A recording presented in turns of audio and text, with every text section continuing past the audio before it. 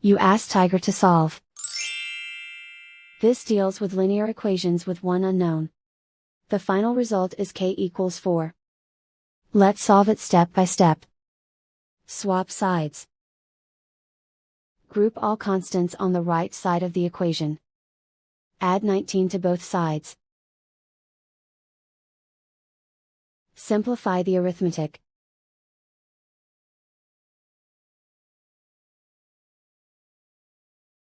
Isolate the k. Divide both sides by 7.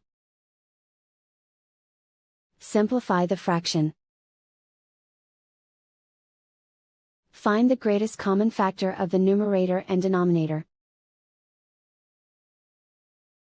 Factor out and cancel the greatest common factor. And so the final result is k equals 4.